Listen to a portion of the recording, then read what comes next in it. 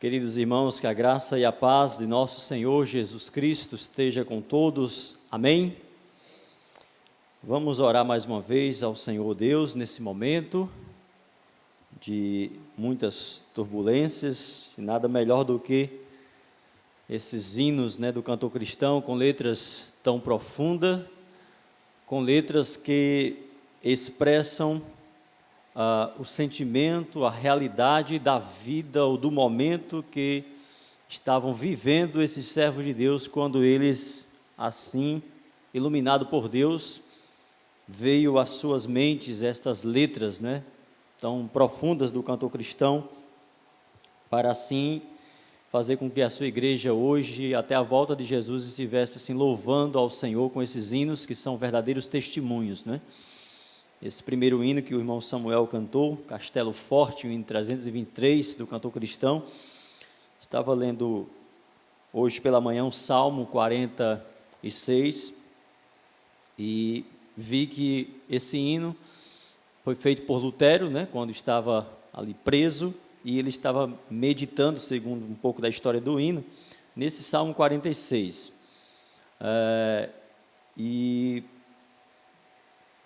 Verdadeiramente Deus é o nosso castelo forte, Ele é o nosso refúgio, Ele é a nossa fortaleza, e que as experiências relatadas, de temor, de confiança, de segurança nesses hinos, possa assim nos refugiar também, trazer refúgio, para a nossa alma, alento, e que nós possamos assim estarmos seguros na palavra de Deus, assim como eles, seguros na palavra, eram direcionados a prepararem esses cânticos para, assim, estar confortando, estar fortalecendo o povo de Deus em meio às turbulências, em meio às lutas que não são novas, Então, o povo de Deus, a igreja especialmente, sempre passou por muitas lutas, por muitas dificuldades, mas há um grande diferencial na luta enfrentada pela igreja e na luta enfrentada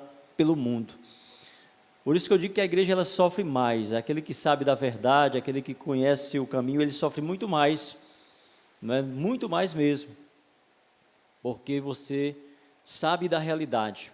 Muitos que não conhecem da verdade, eles ficam se enganando. O engano paliativo, até certo ponto, ele camufla a dor, esconde a realidade, mas o triste é depois que a realidade chegar, O triste é depois que a realidade chegar. Então nós sofremos com a dor da morte, com a dor da separação, mas nós nos refugiamos na verdade, na promessa, na segurança da palavra de Deus. E por isso que há um alento, há um conforto incomparável quando alguém nosso parte para a eternidade e a gente tem aquela certeza da palavra, para onde essa pessoa realmente foi. Mas de fato a igreja sofre, e aí quando eu digo a igreja, eu digo nós mesmos, pessoas, com cada membro da nossa família, que estão caminhando nesse mundo perdido de trevas, tendo as suas angústias, os seus medos, apenas atenuado aí por essa falsa segurança, essa falsa paz, isso que muitas vezes é transmitido, expressado pelas próprias religiões, pelas religiosidades, para tentar de fato consolar, amenizar aquele momento de partida que é tão doloroso, que é tão terrível mesmo. Mas Deus é tão nosso refúgio, Ele é tão nossa fortaleza, Ele é tão consolador, que mesmo nós sabendo, não como julgadores, não como juízes, mas como conhecedores da palavra, sabendo pela palavra o destino das pessoas, pelo que elas viveram, pelo que elas expressaram, pela fé que elas anunciaram, ainda assim somos consolados por Deus ao ponto de suportar, de aguentar estar vendo ali o seu ente querido, e você biblicamente naquela angústia, de saber que aquela pessoa não morreu na segurança em Cristo, não morreu com a fé firmada na rocha, e ainda assim você sentiu o consolo de Deus, o conforto de Deus, é algo inexplicável. Porque senão você entraria realmente em parafuso, como diz. Você entraria em desespero, porque você sabe que a morte não é o fim. Quando contemplamos a morte de um santo, como a Bíblia diz, que Deus se deleita, que Deus se alegra, o conforto é de imediato, é algo diferenciado. Mas quando você sabe que aquela pessoa que morreu por conta do sofrimento, por conta das dores que estava sentindo, e agora não está mais presente, visível aos nossos olhos, expressando a sua dor, a sua angústia, a sua falta de respiração, mas que ela não está descansando, mas que ela não eliminou as suas dores, que as dores continuam pior do que aquela que o levou à morte física, é algo realmente para você, se não tiver refúgio em Deus, segurança no Senhor, você enlouquecer. Mas Deus, nesse momento, traz uma paz que excede realmente a nossa compreensão, o nosso entendimento. E essa paz e essa compreensão, esse sentimento, ele é alicerçado pela soberania de Deus. É você entender que Deus é justo. Que é justo o que os nossos olhos contemplam com relação ao castigo que o homem recebe por conta do pecado. Se você não se refugiar nisso, você vai entrar em contenda com Deus. E se você entrar em contenda com Deus, em debate com Deus, você está quebrado. Porque Ele é Senhor absoluto. Por isso que Jó disse com toda a sua convicção, independente de qualquer coisa, Deus deu, Deus o tirou.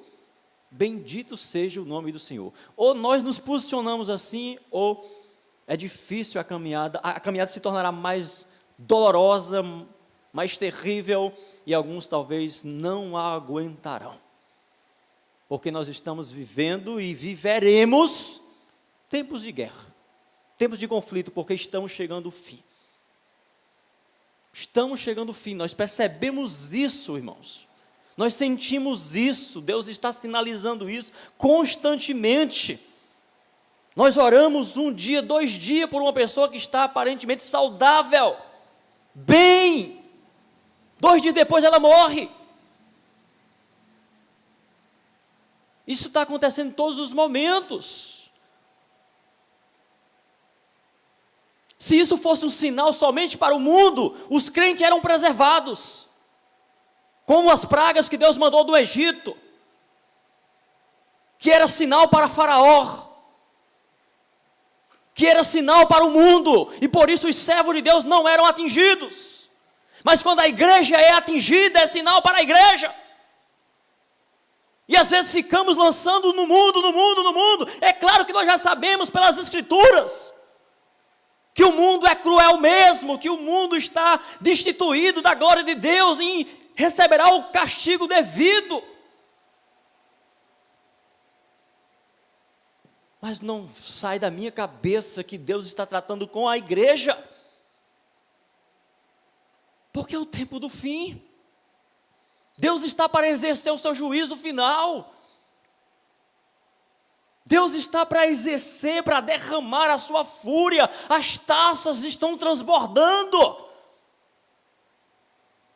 E nós não podemos ficar agora pensando que a coisa é lá fora, somente lançando para os outros a responsabilidade, a culpa, e não assumindo que nós como igreja precisamos sermos despertados. Deus sinalizando, mostrando. E a gente fica aí como se... vai passar, pastor, vai passar. Logo esse vírus vai embora. Logo vai passar. É a linguagem do mundo. É o desejo do mundo. Eu ainda não consegui orar direito para cessar esse vírus. Não consigo. Eu não consigo. Eu consigo orar pedindo misericórdia por nós, pela igreja, por minha vida. E procurando o máximo possível, me colocar no lugar daqueles que estão se perdendo, que está cessando a oportunidade de vida eterna, de salvação. Tem sido a minha oração pelos meus. Senhor, dá mais uma chance, não leva agora, Senhor. Tem misericórdia, dá uma oportunidade para ele ouvir mais do Evangelho. O que me angustia, eu vou dizer sinceramente para o irmão, não é ver um familiar meu partindo desta vida, não, irmão. Eu vou partir também, todos nós vamos partir. A gente se entristece, a saudade é grande. Até pessoas distantes você sente, mas que você teve um mínimo de contato. Ontem, quando eu recebi a notícia da morte de Lázaro, eu fiquei muito triste. Eu tive a oportunidade de estar em 2 eventos com Lázaro lá em Iguatu, quando morava no Icó. Um homem simples, um homem do povo, um servo de Deus, saudável.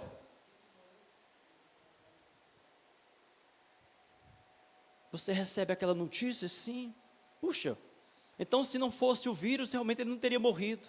Não teria. Não teria. Nós temos que colocar isso na nossa mente.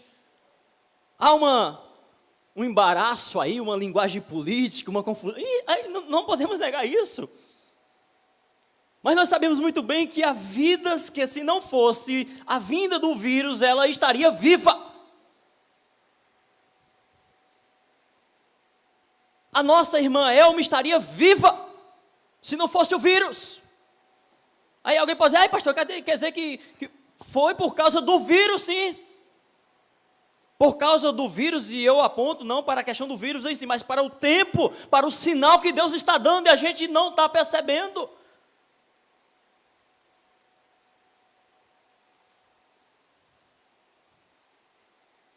E quando os sinais de Deus vêm dessa forma, irmãos, realmente gera muito questionamento. Por que esse não sentiu nada e esse sentiu? Por que esse tinha comorbidade? Tinha 100 anos? Eu conheci um homem no meu interior de 105 anos que teve o coronavírus. Não morreu, não. Ele morreu, acho que foi um ano depois, um tempo depois do vírus, mas não morreu do vírus. Do vírus ele foi para o hospital e voltou curado. Morreu depois, a idade, 105 anos, lá no meu interior, distritozinho bem pequenininho. Pode até ser que tenha entrado na relação do vírus, mas ele não morreu do vírus, ele ficou curado do vírus. E gera muitos questionamentos.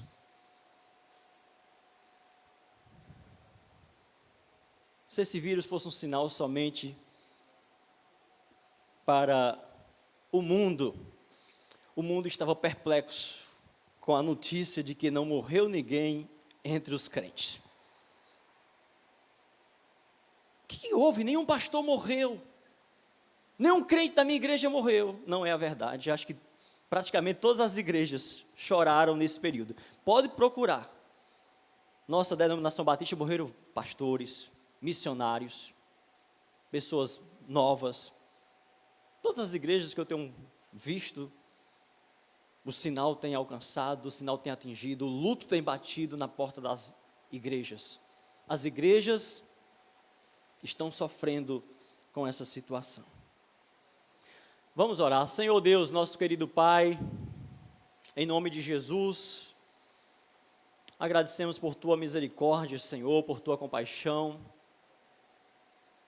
O Senhor conhece as nossas vidas, sabe das nossas angústias, dos nossos temores, mas nós confiamos em Ti, Senhor. Muitas vezes não entendemos, muitas vezes não compreendemos direito, Senhor. Às vezes falamos e minutos depois temos que repensar a nossa fala, temos que chorar diante de Ti pelo que falamos. Às vezes machucamos alguém, às vezes ao invés de levarmos compreensão a quem nos ouve, às vezes talvez crie mais dificuldade, mais confusão. E isso só expressa, Senhor Deus, o tempo que nós estamos vivendo, tempo de perplexidade, tempos confusos, tempos angustiantes, tempos em que de fato as ondas estão talvez mais altas do que o que muitos poderiam ou podem surfar por sobre elas. Então pedimos, Pai, nesse momento, de dor, de luto, que o Senhor esteja confortando e consolando. E como é bom e como é diferenciado, Senhor Deus, quando realmente ouvimos de servos do Senhor dizendo: Deus tem confortado, Deus tem consolado, e que não há um sentimento de revolta, de questionamento do porquê. Somos consolados com a compreensão da Tua palavra, que o Senhor se alegra, que o Senhor se deleita com a morte dos seus santos.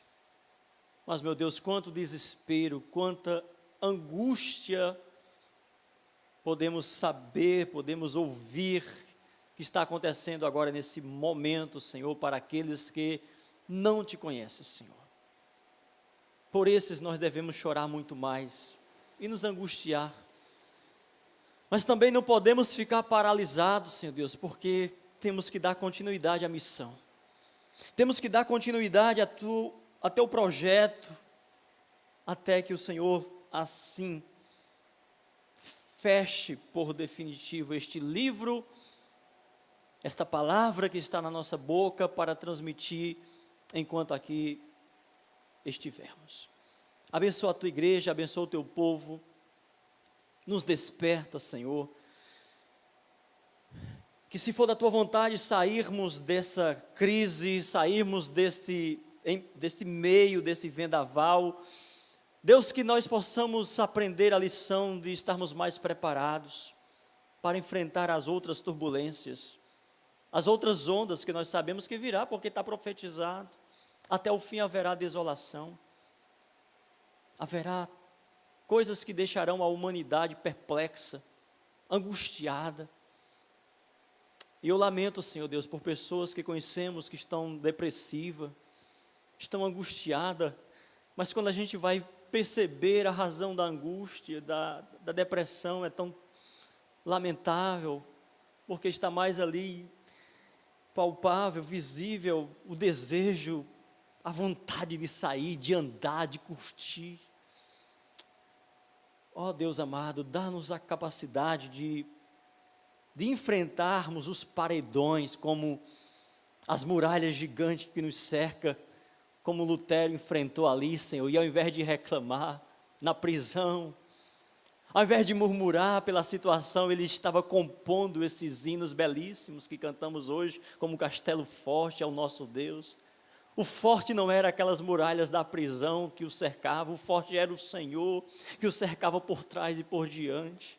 Meu Deus amado, que o Teu povo possa ser grato a Ti, que esse tempo de isolamento, que não é tão isolado assim, porque temos contato uns com os outros diariamente. Estamos aqui agora com esse pequeno grupo de irmãos nesse trabalho, mas nossos irmãos podem estar em casa agora, interagindo conosco, conversando com o outro, sentindo a alegria, a dor, confortando uns aos outros. Então é um isolamento que não é tão isolado assim quanto os Teus servos que de fato sofreram as perseguições, presos em calabouços, sem ter contato, sem ter nenhum sol sobre eles, Pai, e eles, ao invés de murmurarem, de entrar em depressão, em angústia, é fato que vinha os desejos, a tristeza, mas eles buscavam refugiar-se em Ti, eles meditavam em Tua palavra, eles escreviam mensagens, hinos de louvor a Teu nome, e hoje nós nos refugiamos, nós nos fortalecemos com as letras desses hinos, com esse testemunho, mas, meu Deus, o que nós estamos deixando, Senhor? O que nós estamos deixando para as nossas futuras gerações, se elas chegarem a vir, caso o Senhor não volte? Meu Deus amado, desperta-nos, Pai, para erguermos as nossas cabeças, para que o choro, a angústia, a dor da perda não nos paralise, Senhor. Que possamos, meu Pai, sempre estar com os nosso rosto, Senhor, rastejando ao pó, mas aos Teus pés, e não, Senhor Deus, no pó da amargura, da murmuração, da teimosia, Senhor, em continuarmos tão somente focados em nossos projetos pessoais, esquecendo de que amanhã o Senhor pedirá conta da nossa vida, do nosso ministério, da nossa alma, Senhor. Abençoa-nos, Pai. Tenha misericórdia de nós e perdoa os nossos pecados por amor do Teu santo nome. Apresentamos a Ti as vidas que estão enfermas. Sei que cada familiar da igreja, como eu, tem alguém que nós tememos perder, sobretudo perder nessas condições, Senhor, de não terem confessado, não terem feito uma aliança de salvação eterna contigo. Senhor, tenha misericórdia, tenha compaixão, Senhor. E se o Senhor, pela sua misericórdia e propósito, acrescentar os anos, curá-los dessa enfermidade, que entendamos, Pai, que é porque o Senhor quer nos usar mais uma vez para levar o Teu santo evangelho da salvação, ainda que não sejamos compreendidos, ainda que sejamos rejeitados por conta da nossa insistência em mostrar que Jesus é a única esperança. Deus amado, enche-nos do Teu amor e da Tua graça, para que não venhamos desistir das pessoas que nós amamos. Eu te oro, Pai, em nome de Jesus. Amém. Meus queridos, antes da mensagem, nós ainda vamos louvar a Deus com o hino do cantor cristão, o 328. Desde domingo passado que eu venho protelando, a mensagem sobre os sinais da volta de Jesus. Não que o tempo não seja propício, mas sempre está acontecendo alguma coisa que eu digo, meu Deus, não vou levar agora essa mensagem. E ontem fui dormir pensando, peguei do computador, transmiti o esboço para o meu tablet, mas hoje de manhã eu disse, não vou levar essa mensagem novamente, porque é uma mensagem que eu iria começar pela manhã e terminar à noite. E decidi hoje, mais uma vez, trazer uma palavra para os irmãos, e desta feita, sem fazer esboço, mas rogando a Deus para que Deus esteja falando conosco nessa manhã, através do Salmo 46. Então vamos louvar a Deus antes com esse hino do cantor cristão, o 328. Sossegai.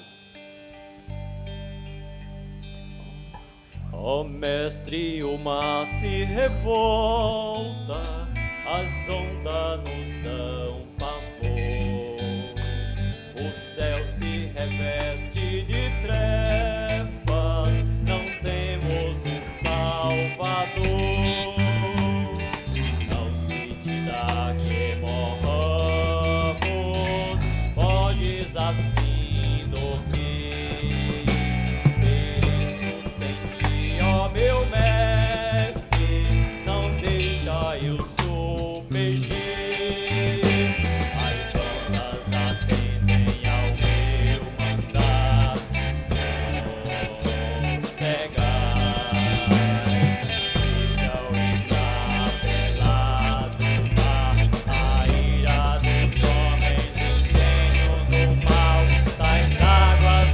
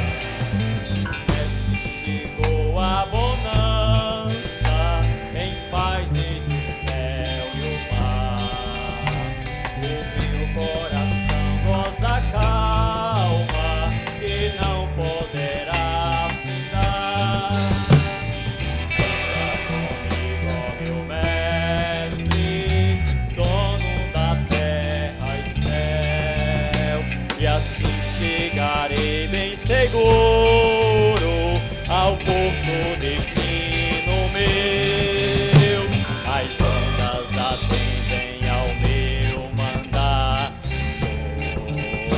Sossegai, sejam encapelados do mar, a ira dos homens, o gênio do mal. Tais águas não podem a naufragar, que leva o Senhor, Rei do céu e mar. Pois todos ouvem o meu mandar. Sossegai, sossegai, convosco estou para vos salvar. Sim, sossegai.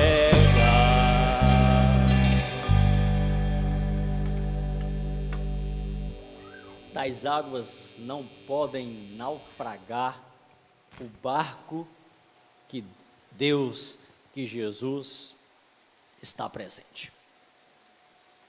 O barco pode estar realmente sendo agitado de um lado para o outro pelas fortes ondas. Pode até ser que, devido às ondas fortes, alguma água entre dentro do barco.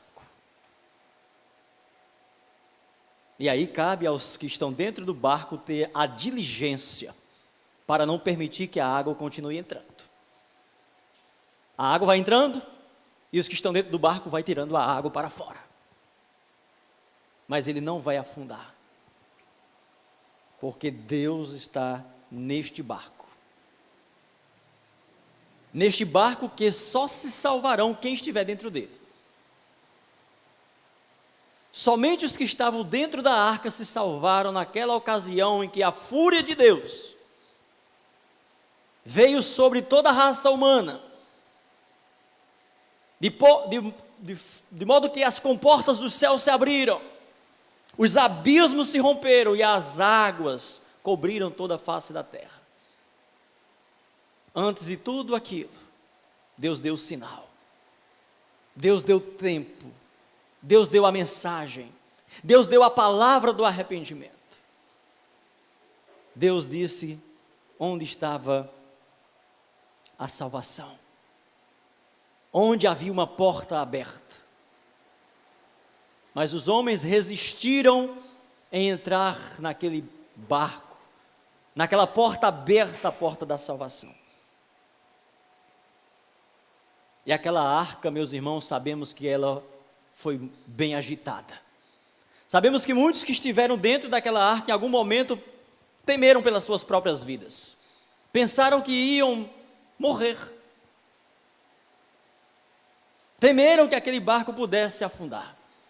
Eles não estavam ali indiferentes a tudo que estava acontecendo. Houve trabalho, houve luta, houve necessidade deles exercerem a fé dentro daquele barco. Porque o tempo também em que aquele barco passou sobre aquelas ondas turbulentas foram bem longos. E como deve ter sido longo aqueles 40 dias e 40 noites. Deve ter sido uma eternidade. Você imagina você em alto mar, com uma tempestade, e aquele barco subindo e descendo,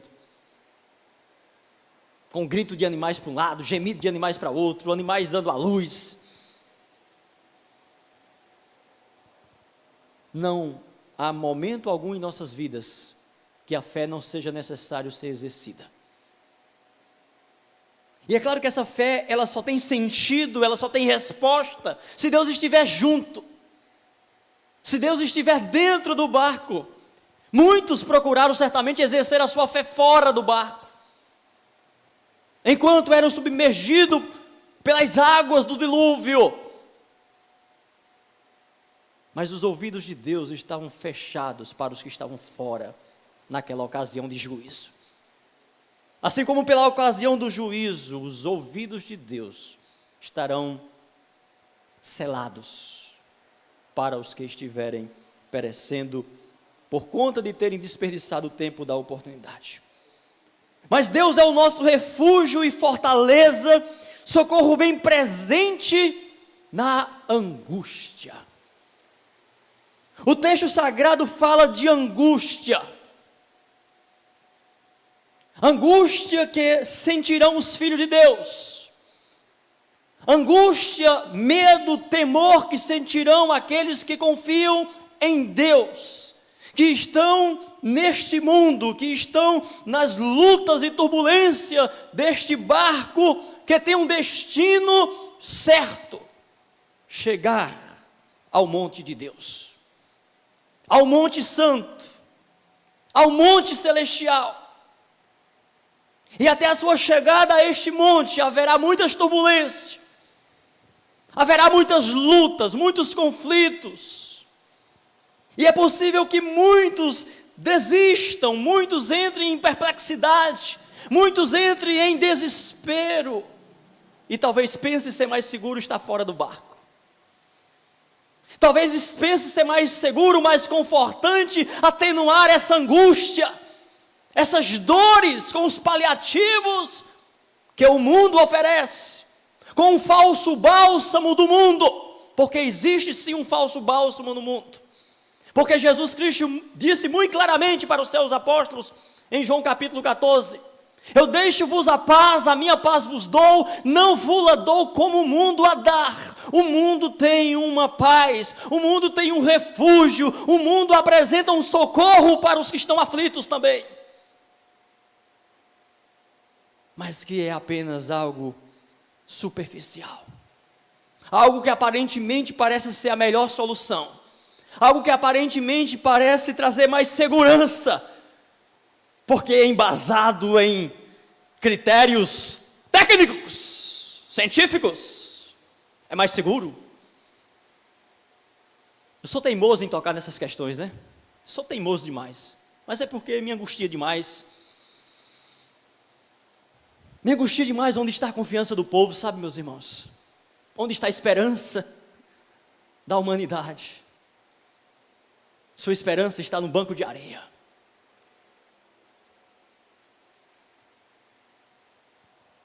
Porque quando pensamos em nossa luta de alcançar os anos que nós almejamos alcançar, é válido, ajuda. Mas é incrível que nem todos são ajudados, mesmo desejando, mesmo querendo, mesmo confiando, mesmo acreditando na ciência, não são ajudados por ela, porque eles têm um Deus acima. Essa semana também nos entristecemos com a morte daquele senador, Major Olímpio, né? Parecia ser um homem, vou dizer parecia porque eu não conhecia, um homem íntegro, né? Um homem honesto, lutava. Ele sonhava, posso dizer, com a vacina, e tá os vídeos comprovando a luta dele pela vacina, desejando a vacina. Como eu sei que muitos aqui desejam, só espero que a sua esperança não esteja na vacina, porque você pode morrer antes dela chegar ao seu bracinho, como o Major Olímpio morreu, como tantos outros morreram, porque a sua esperança, a sua confiança exacerbada, estava somente voltado para aquela esperança de prolongar mais o seu ministério, prolongar mais a sua vida, tirar aquela angústia, aquela preocupação de ser contaminado.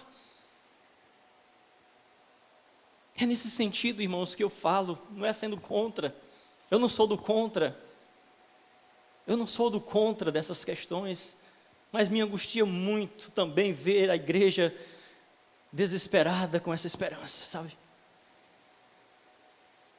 Como se a nossa esperança, como se a nossa vida, o gozo da nossa vida estivesse relacionado, estivesse conectado com os prazeres desta vida, com o alongamento da nossa vida. Sabe, meus irmãos, eu sinto muito por aqueles que têm medo, certo? E por conta daqueles que têm medo, a gente teme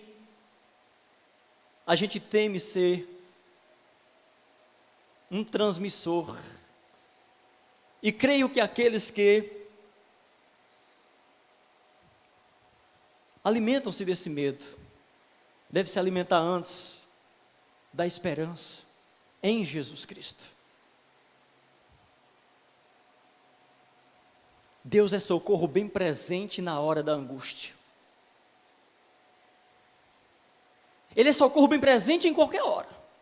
Mas é claro que é na hora da angústia, é na hora da dor, do desespero, que nós clamamos, que ao invés de ser feita, aquela oração calma, serena e tranquila, a gente faz realmente aquela oração de clamor, de desespero mesmo. E Deus, meus irmãos, promete estar presente nesse momento. E quando nós olhamos para o Deus vivo, para o Deus unigênito, para o seu Filho amado Jesus Cristo, que quando estava lá no jardim do Getsêmani, conforme está em Mateus, capítulo 26, versículo 38, naquela angústia, ele confessa para os seus discípulos: olhe, a minha alma está triste, a minha alma está angustiada até a morte. O Filho de Deus esteve angustiado, esteve triste até a morte. Será que a esperança de Jesus era não enfrentar a morte? Será que a esperança de Jesus naquela angústia, naquela luta, era porque ele queria um tempo mais? Ele queria que o Pai prolongasse um pouco a mais a sua vida? Isso, quando eu estou pensando aqui em limitar o nosso Cristo ao homem. Mas o nosso Cristo estava angustiado. A sua alma estava triste até a morte. Primeiro porque ele estava levando ali sobre si os nossos pecados, a nossa iniquidade. E segundo porque ele chorou sobre Jerusalém, Jerusalém o rejeitou, Jerusalém o negou, a esperança de Jerusalém não foi colocada nele, que era a esperança.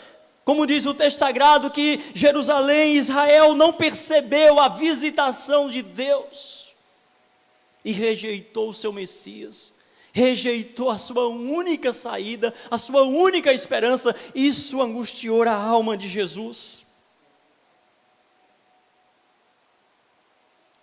Mas nós devemos, meus irmãos, temer ao Senhor, porque Ele é o nosso refúgio. Salmo 34, versículo 6 diz: clamou este pobre e o Senhor o ouviu, salvou de todas as suas angústias. Jesus clamou a Deus ali por 3 momentos naquele espaço de tempo. E diz a Bíblia que Jesus orava dizendo: Pai, se possível, porque a vontade de Jesus era sempre fazer a vontade de Deus, passa de mim esse cálice. Todavia não se faça a minha vontade, mas a tua vontade se cumpra. E a vontade de Deus se cumpriram. E os anjos de Deus que acampam, que estão ao redor daqueles que o temem, daqueles que submetem à vontade de Deus, vieram ali e consolaram e confortaram a Jesus. E ele, como um cordeiro mudo que não abriu a sua boca, foi direcionado até o monte do Calvário para ser ali crucificado por nós. Por isso diz o Salmo 34, versículo 8: provai e vede que o Senhor é bom, bem-aventurado o homem que nele se refugia. Então prove e veja que o Senhor é bom. Se você está angustiado, se você está triste, se a sua alma está triste até a morte, talvez você tenha até pensado na morte como uma solução. Ao invés de você pensar na morte como uma solução, pense na vida. E é impossível pensar na vida, verdadeiramente vida, sem pensar em Cristo, sem entregar a vida a Cristo. Porque o homem está tão destituído da glória de Deus, que ele deseja tanto viver, e alguns no desespero antecipa, tira a sua própria vida, mas não são capazes de se voltar para a vida, que é Jesus. Deus é o nosso refúgio e fortaleza, socorro bem presente na angústia, pelo que não temeremos, ainda que a terra se mude, ainda que os montes se transportem para o meio dos mares, ou seja, ainda que os planetas, eles se choquem, eles sejam transportados de um lugar para outro, causando uma desordem na terra, no céu, Ainda que tudo isso aconteça, eu não temerei, porque eu estou ancorado, a minha vida está segura em Deus, e nós sabemos que é exatamente isso que vai acontecer, que está prestes a acontecer, e que tem previsões até mesmo dos cientistas da NASA, da possibilidade de que haja realmente uma mudança nos planetas, até possíveis choques. Eles dizem possíveis choques, né, entre planetas e tudo. Eles sempre colocam uma possibilidade. Mas, biblicamente, haverá realmente sim um abalo nos céus, nesse céu que nós contemplamos. E qualquer planeta que se desloque de um local para o outro, vai atingir, porque há uma interligação entre os planetas. De modo que se um for alterado, se um for modificado, os outros vão manifestar sinais. Por isso que há tanta preocupação com o florestamento, com os gases, essas questões todas que o homem produz, afetando assim os outros planetas, afetando assim a criação de um modo geral. E todos esses pensamentos que de vez em quando sobem pelos estudos dos homens, é nada mais, nada menos do que Deus sinalizando, do que Deus soprando, do que Deus mostrando e dizendo para a igreja: olha para a palavra, não se admira com os homens não, não fica endeusado com a ciência, com a sabedoria dos homens não, porque eles nada têm que eu não tenha dado. Ainda que as águas rujam e se perturbem, as placas tectônicas se chocando no fundo dos mares, haverá rugimento das águas, como aconteceu em 2011, né, com aquela tsunami, que não estava previsto acontecer. Aliás, estava previsto o terremoto, mas não estava previsto que houvesse ali no fundo dos mares, a não sei quantos quilômetros de profundidade, aquele choque, aquele pequeno desnível das placas. Agora imagina se Deus pegar elas e fizer assim. Mas aqueles que se refugiam no Senhor, ainda que as águas rujam e se perturbem, ainda que os mares subam e cubram a face da terra, ainda que os montes se abalem pela sua braveza,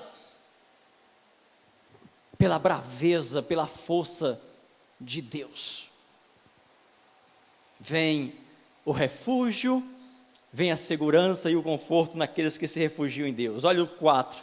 Há um rio cujas correntes alegram a cidade de Deus, as moradas, o santuário das moradas do Altíssimo. Ou seja, o mundo está em agitação, os montes foram abalados, os mares se agitaram, há uma turbulência, mas em meio a essa turbulência de águas agitadas, que ninguém deseja estar sobre elas, nadar sobre elas, de repente um rio tranquilo, um rio de águas mansas, de correntezas suaves, que traz alegria, que traz conforto, que traz refúgio, enquanto você pode contemplar pelas lentes de Deus, porque Deus contempla toda essa turbulência nesse momento, uma agitação. Nós estamos aqui nesse momento, irmãos, não estamos bem, calmo, tranquilo, mas há uma turbulência lá fora.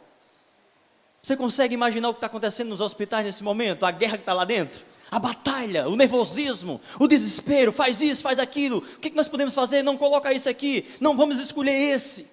Que luta, que guerra, que batalha. Isso é muito pequeno diante de tudo que está para acontecer no final dos tempos. Há um rio que alegra a cidade de Deus, o santuário das moradas do Altíssimo.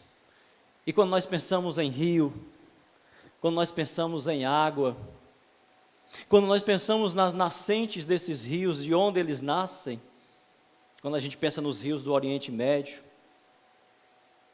naqueles rios relatados pela Bíblia, que nascem em determinados montes, em determinadas montanhas, não tem como não olhar espiritualmente e pensar naquele monte Calvário, onde estava lá a fonte da nossa vida, onde estava lá o nosso Cristo crucificado, que quando aquele soldado feriu o seu lado, aquele rio água misturada com sangue desceu, provando que o Cristo estava morto ali, mas que ao terceiro dia ele ressuscitava, mas aqueles que se refugiavam nele, poderia mesmo em meio àquelas dores de turbulência, beber daquelas águas tranquilas, aquela água que gera vida, água misturada com o sangue da vida, o sangue do Cordeiro, que limpa, que purifica, que traz refúgio e fortaleza para aqueles que nele confiam. Santuário das moradas do Altíssimo, podemos pensar, é a igreja. Jesus é esse rio, o santuário das moradas do Altíssimo. Deus habita no meio dela. É o que está no versículo 5. Deus está no meio dela, não será abalada. Deus habita no meio da sua igreja, está lá em Apocalipse. Que o homem de branco, o Senhor Jesus, caminha no meio dos 7 candeeiros, das 7 igrejas, e fala ali com os anjos, os 7 anjos daquela igreja, e denuncia os pecados daquela igreja, adverte aquela igreja que se arrependa, que se volte para Ele, porque embora eles estejam no caminho certo, sendo conservadores na doutrina, no ensinamento, mas o amor para com Ele tem se esfriado. Deus não saiu e não sairá do meio da sua igreja. Não, Deus não vai abandonar a igreja, nunca, jamais. Por isso que a igreja, Paulo diz, em Cristo Jesus nós já somos mais do que vencedores. Assim como está determinado, irmãos, assim como está profetizado a ruína do mundo, está profetizada a vitória da igreja, não vai mudar isso. Mas Jesus falou claramente que por conta da multiplicação da iniquidade, o amor de muitos esfriarão. E nós precisamos, meus irmãos, atentarmos para essas profecias, e fazer a leitura correta do tempo que nós estamos vivendo, nos refugiarmos em Deus, buscarmos a Deus, clamarmos ao Senhor, sermos mais perseverantes, mais resilientes, mais fortes diante das necessidades, aprender a passar dor, a enfrentar sofrimento. Essa semana, minha esposa teve um acidente doméstico, ela nem gosta que eu fale, mas eu tenho umas fotos para mostrar, e nós não falamos na igreja, por uma questão mesmo, não vamos orar aqui, não vamos angustiar mais as pessoas. Mas tinha uma panela fervendo com água, com macarrão no fogo. E ela estava fazendo com aquelas panelas que tem um cabo, né? E ela escorregou alguma coisa na mão, ela foi tentar pegar, e ela bateu nesse cabo. Meu irmão, caiu toda aquela água com macarrão no braço dela. Tá lá no braço dela ficou, as vigas, né, aqueles do macarrão pregor que colou, uma queimadura feia. Naquele momento a atitude dela foi correr para a pia, jogar o braço ali, caiu no pé também, e água, o dia todinho água, está lá, depois eu posso até, como já passou, mostrar a foto para os irmãos, como está agora que eu tirei a foto ontem. Então nós temos que aprender, irmãos, a sofrer. Uma dor na unha, ai meu Deus, minha unha está doendo, pastor. E quando tiver que arrancar o pé? E quando tiver que arrancar a mão? E quando tiver que arrancar o olho? Mas pastor, pode... Claro que Jesus não falou literalmente, mas ele disse que era muito melhor você entrar no céu faltando um olho, faltando uma perna, faltando um braço, do que ter todo o seu corpinho lindo, bonito e perfeito e ser lançado no inferno. Por isso que nós, a igreja, irmãos, somos um povo privilegiado, somos um povo feliz, e muitas vezes quando eu estou lá orando, Deus abençoa a igreja, Deus tem misericórdia, aí me vem aquela angústia. Deus, o Senhor tem abençoado a tua igreja vai morar no céu, Senhor. Nós vamos morar no céu, por mais que seja doloroso, por mais que nós soframos aqui. É claro que eu não estou aqui querendo ser mais justo, mais santo, longe de mim, eu concordo com Deus plenamente, mas humanamente eu olho para aquele que está ao meu lado, E o meu maior desejo, e a minha mais preciosa oração é para que aquela pessoa, sobretudo meu familiar, tenha o que eu tenho pela graça, que eles não enxergam, e que eu não posso me exorbecer disso também, me exaltar disso, porque não vem de mim, que é a graça da salvação, irmãos. É algo muito delicado, muito precioso, que você, ao transmitir o seu testemunho, você tem que ter cuidado para que de fato você não permita tirar nenhum pedacinho sequer da glória de Deus, e achar que é mérito seu, e achar que é porque você é bonzinho, porque você faz as coisas direitinho, porque você quando era criança não era tão assim quanto o outro que é assim, e por isso que Deus me escolheu, e por isso sim, cuidado.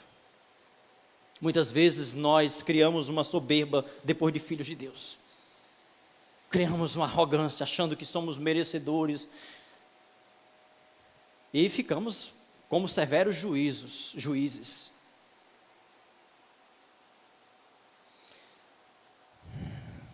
Deus está no meio dela, não será abalada. Deus ajudará ao romper da manhã. A igreja sofre, é claro, e os olhos de Deus, de Cristo, estão voltados para a igreja. Só que quando eu penso na realidade nossa hoje como igreja, irmãos, nós não estamos sofrendo ainda. É isso que eu estou tentando dizer. Nós não estamos sofrendo ainda. Quando nós pensamos na realidade da igreja, que nós fazemos parte, nós somos a continuidade ininterrupta dessa igreja, e nos reportamos a um tempo de sofrimento na história, aí a igreja sofreu. E por isso que o Senhor Jesus Cristo, ali especialmente no Evangelho de João, capítulo 16, vai falar sobre as dores de parto da igreja, sobre o sofrimento, a angústia que a igreja estava passando, e o mundo se alegrando, e o mundo se regozijando, mas logo que passar o parto, aí virá gozo e alegria para a igreja, e o mundo irá sofrer as consequências. O que eu quero dizer com isso?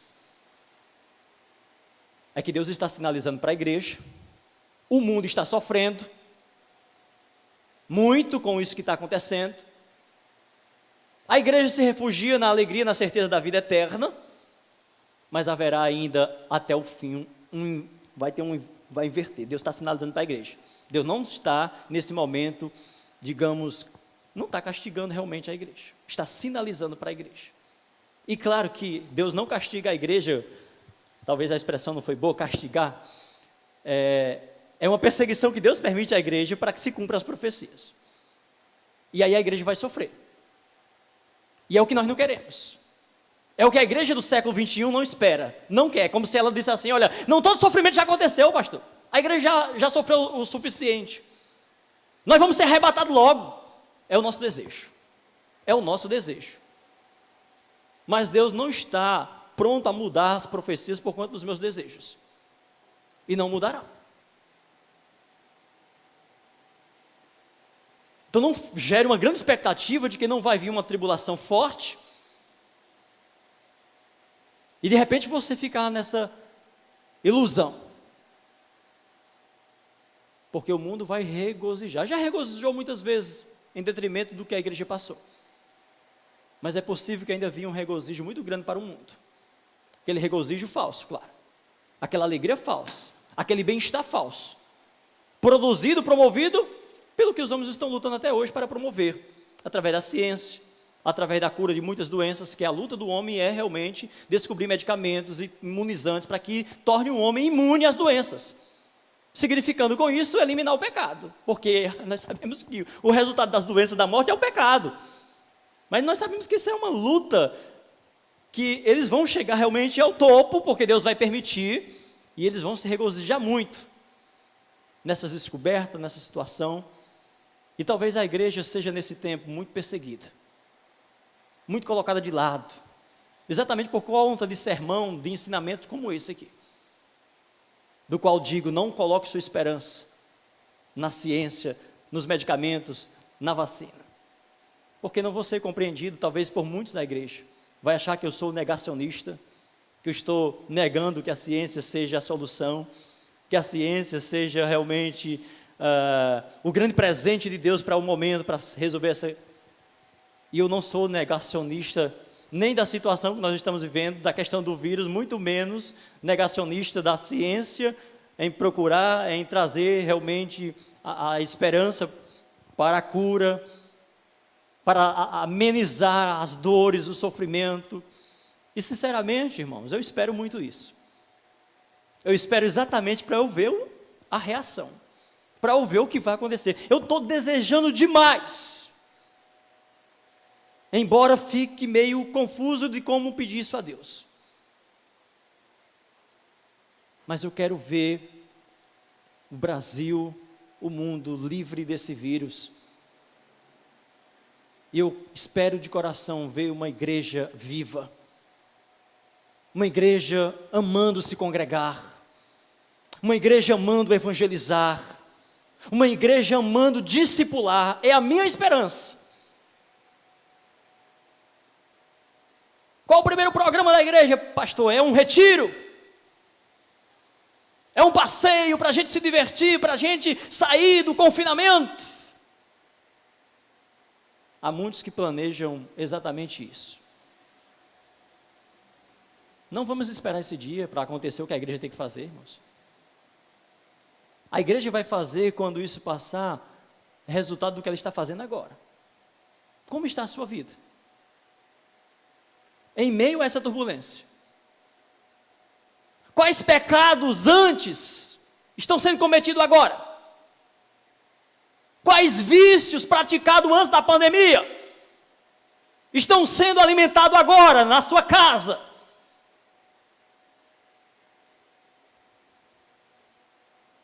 Quantas crianças, irmãos, eu conheço pessoas, crianças acessando pornografia dentro dos seus quartos, em celulares, em tablet, mães comprando aparelhos eletrônicos caros para os filhos se enveredarem nesse submundo da pornografia, da imoralidade.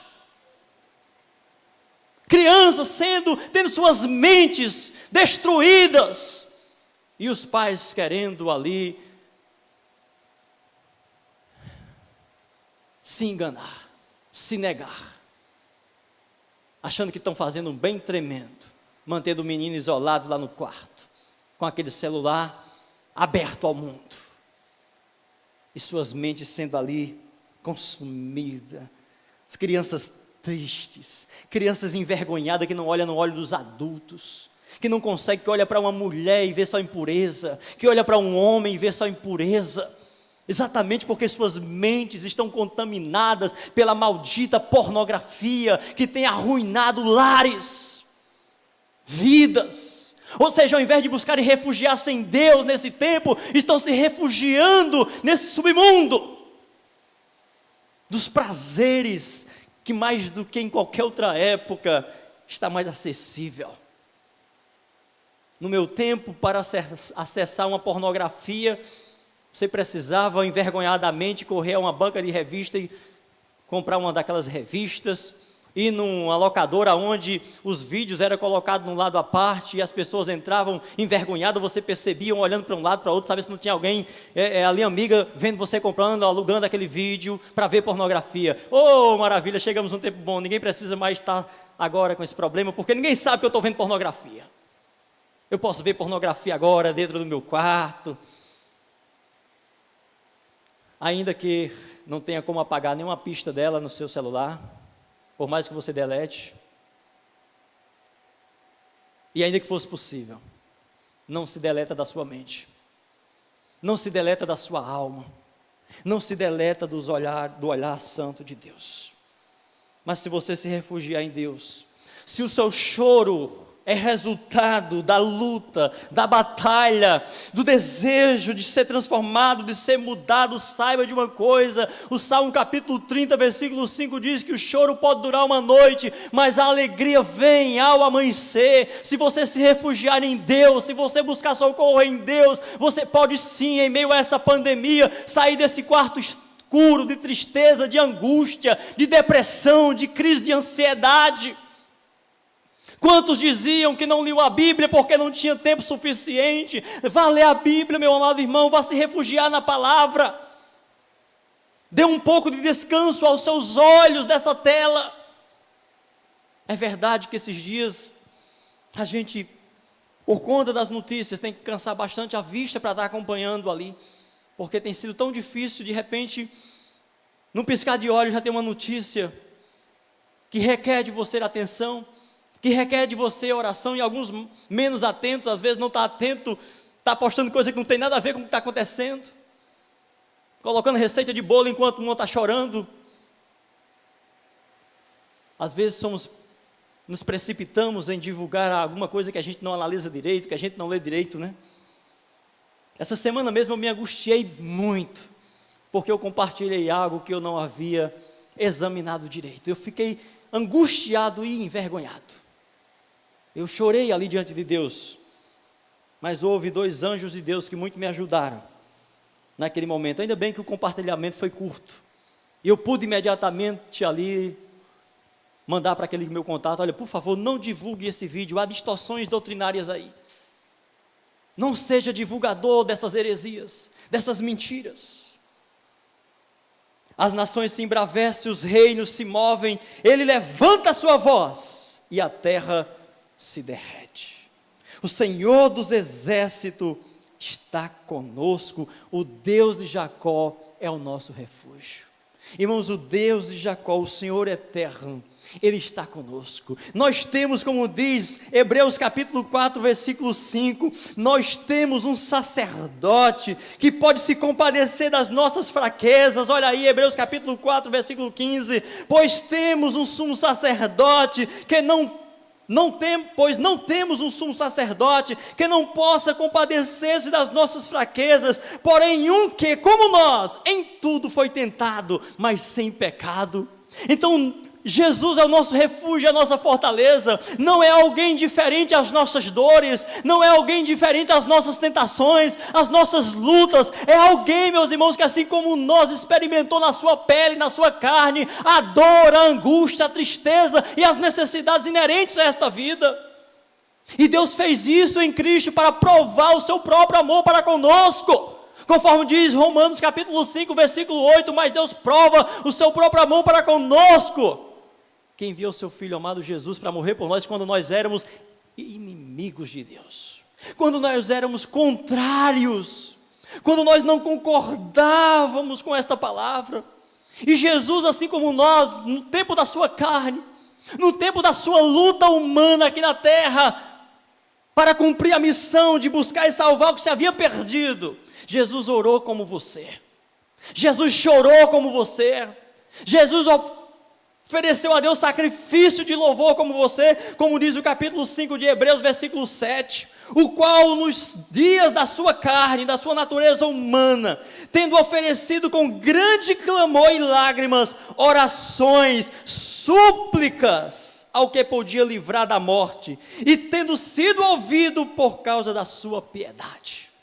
Jesus ofereceu súplica, oração, com lágrimas, clamando a Deus, aquele que o podia livrar da morte.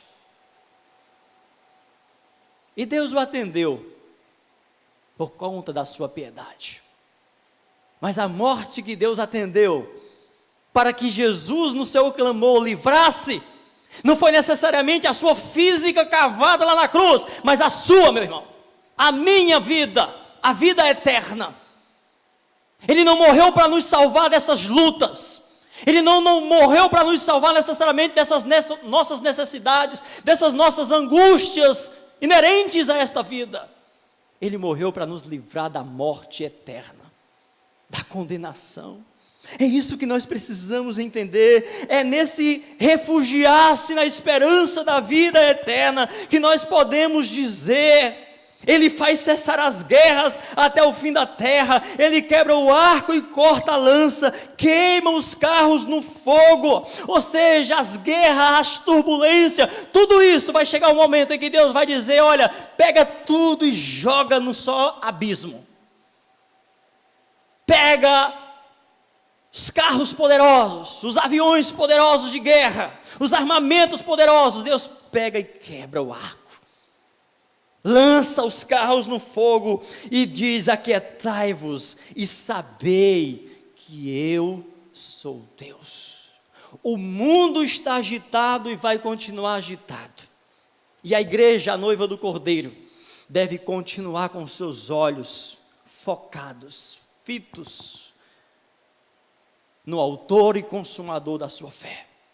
E assim, estando a igreja nessa confiança, sabendo que Ele é Deus, Ele será exaltado entre as nações.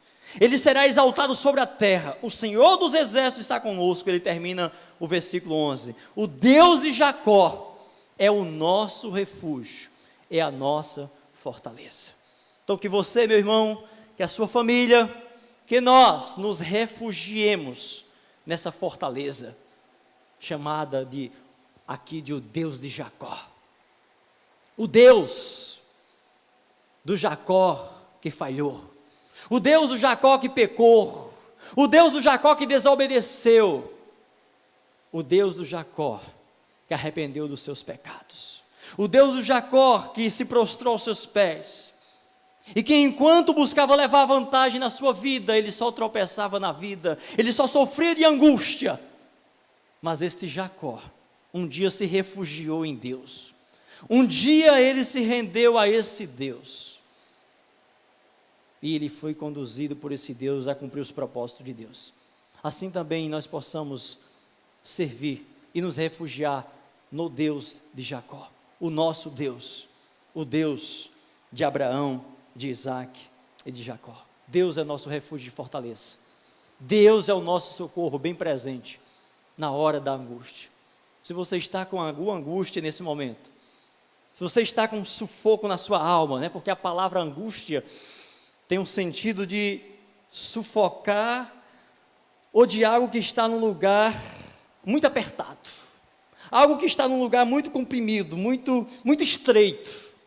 É quando algo entra no nosso peito e o nosso peito não tem espaço suficiente para esse algo entrar. E aí você fica com aquele sufoco, aquele imprensar, aquela coisa querendo estufar dentro de si. Alguns sentem angústia desse jeito. E tem angústias pesadas.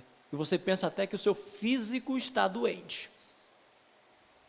Angústia que mexe com a estrutura física do nosso corpo. Porque a angústia é, de fato, um corpo estranho, invisível, dentro do nosso corpo. É algo que tomou conta.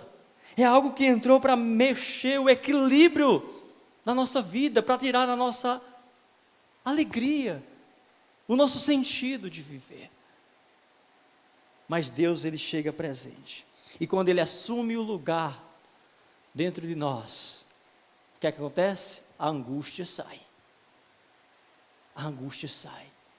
Porque a angústia está ocupando, mas quando Deus assume o trono, a angústia sai. Então, derramemos as nossas vidas na presença de Deus, que é o nosso refúgio e fortaleza, na hora da angústia. Vamos orar a Deus e encerrar o culto nesta manhã. Querido Deus e eterno Pai, em nome de Jesus Cristo, Teu Filho amado, nós Te agradecemos, Pai, pela Tua palavra que é viva e eficaz. E que a mesma, Senhor, tenha encontrado guaridas em nossos corações nesta manhã e sempre encontre, sempre que nós meditarmos na Tua palavra, sempre que nós estivermos lendo as sagradas Escrituras, Pai, que nós possamos sentir o Teu refúgio, o Teu conforto, o Teu consolo. Deus, tenha misericórdia daqueles que não Te conhecem, Senhor. Quebranta os corações, especialmente Te rogamos pelos nossos familiares, nossos irmãos de sangue, que não são salvos em Cristo Jesus, Pai. Nossas irmãs, tenha misericórdia deles e delas. Nosso pai, mãe. Ó Deus, nesse momento em que os irmãos oram comigo, pelo seu pai, pela sua mãe, seus filhos, os pais orando pelos filhos, talvez o esposo orando pela esposa, a esposa pelo filho. Meu Deus, sempre tem alguém em nossa família, um tio, uma tia, um sobrinho. São tantas pessoas, Pai, que nós amamos, que não estão ainda se refugiando no Deus de Jacó, que não têm ainda certeza da Tua salvação, que não estão preparados, ó Deus, para o final dos tempos, para o cumprimento das profecias. Senhor, tenha misericórdia, tenha compaixão, meu Pai, dos nossos familiares que não te conhecem. E nos dá graça, Senhor, e sabedoria, mesmo se de repente o nosso acesso a eles pessoalmente seja difícil, não somente por conta da pandemia, mas até mesmo antes. Talvez por conta, Senhor Deus, da nossa timidez, da nossa dificuldade. Talvez por conta do orgulho que eles têm de nos ouvir quando pregamos o Evangelho. Senhor, tantas vezes nós compartilhamos mensagens de autoajuda, copiada de pessoas que vivem somente de fazer essas coisinhas, Pai. Nos dar a sabedoria e a graça e a oportunidade de preparar, Senhor Deus, pequenas mensagens com a nossa própria boca, com a nossa própria mão, escrevendo ou gravando aquele áudio evangelístico, Senhor, que podemos enviar para os nossos irmãos, aqueles 5 minutos de evangelização, que eles podem, naquele momento ali sozinho no quarto, mesmo que tenha aquele orgulho, mesmo que não seja muito adepto da mensagem do Evangelho, mas de repente, aquela palavra regada com a oração dos teus filhos, aquele pai, aquela mãe, aquele irmão, aquele familiar, decide ouvir aquele áudio enviado pelo seu familiar, e naquele áudio está ali a mensagem evangelística com a sua própria voz, explicando ali o Evangelho, o plano da salvação. Deus, Tu tem nos dado essa oportunidade. Nos ajuda, Senhor, a fazer uso verdadeiramente dessa ferramenta, Senhor, do WhatsApp, para enviarmos não essas mensagens de autoajuda, esses versículos soltos, essas mensagens acalentando, Senhor, tão somente, mas enviar uma mensagem que o Teu Espírito Santo colocar no nosso coração, aquele áudio evangelizando o nosso ente querido. Ah, Deus, o Senhor tem nos dado essa oportunidade de fazer isso com os nossos amigos. O Senhor tem dado essa oportunidade, Senhor.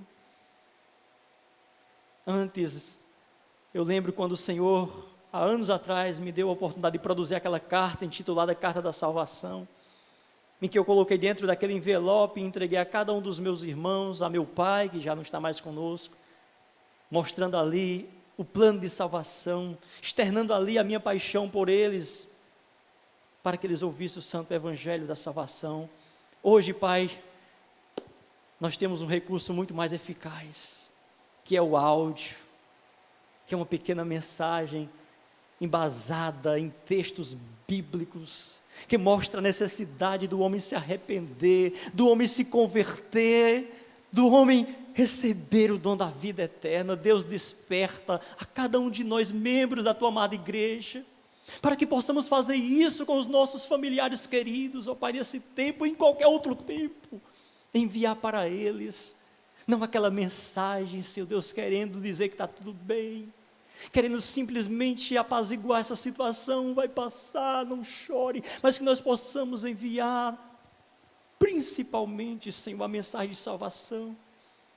É claro que podemos realmente animar, encorajar, a enfrentar a dor, o sofrimento que eu sei que muitos estão a enfrentar, e precisamos fazer isso também, mas que não fiquemos somente nessas palavras, meu Pai, que possamos ir muito além das necessidades emocionais, físicas que os nossos entes queridos estão precisando.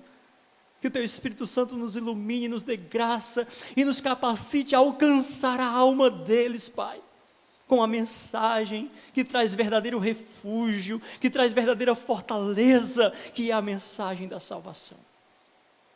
Obrigado por esta manhã, Senhor, e que o Teu Santo Espírito desperte as nossas vidas para esta missão que é árdua, porque muitos não vão querer ouvir, muitos não vão se alegrar, vão achar que nós estamos julgando, vão achar que nós estamos querendo ser melhores do que eles, porque estamos falando da salvação, da vida eterna.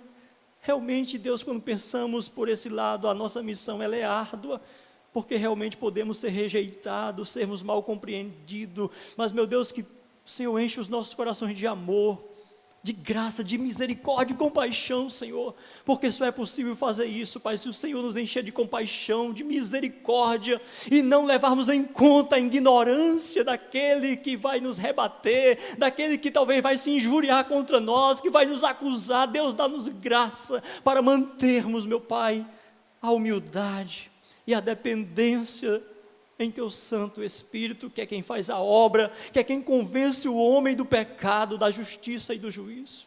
Assim clamamos, Pai, pela salvação da nossa família, para que o teu Espírito Santo nos use, meu Senhor, para levar a tua salvação até eles, seja pessoalmente, ou seja através dos recursos da internet que o Senhor tem nos dado. Eu te oro, Pai, nós te oramos, em nome de Jesus. Amém e amém. Deus abençoe sua vida, meu irmão e minha irmã, e até logo mais à tarde, às 17 horas, com a graça de Deus. Deus abençoe.